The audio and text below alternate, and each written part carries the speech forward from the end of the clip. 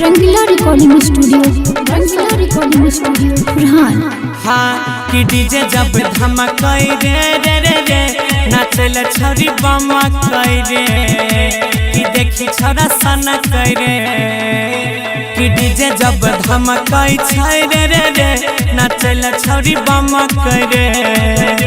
कि देखी छोरा सनकाई रे बात नहीं मानई नाचल छोरी फनई भोजपुरी बजावा वैला चमकाई रे कि डीजे जब धमकाई रे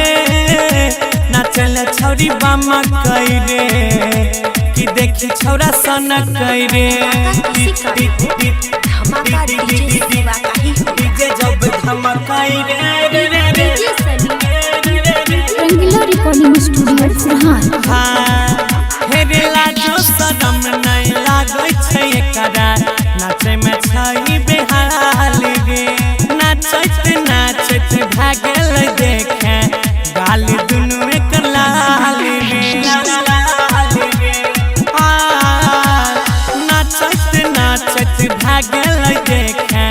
गाल दुनू एकर लाल रे लागै छै छौरी कराई देतै डीजे वाला लंबा बाल रे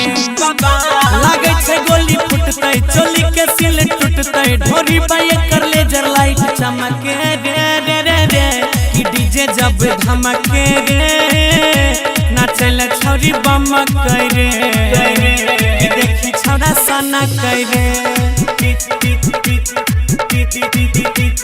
डीजे जब धमकाई रे रंगीला रिकॉर्डिंग स्टूडियो फरहान। कहै छौ डीजे वाला सुन रे भैया होई जैतौ जुलूम रे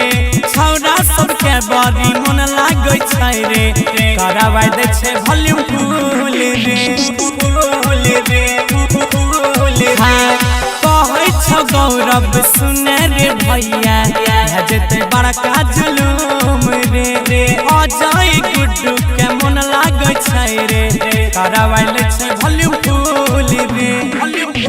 कमरिया हिलावे देह डीजे पे डोलावे लागे अंकित के संग में ठुमकाई रे डीजे जब धमकाई रे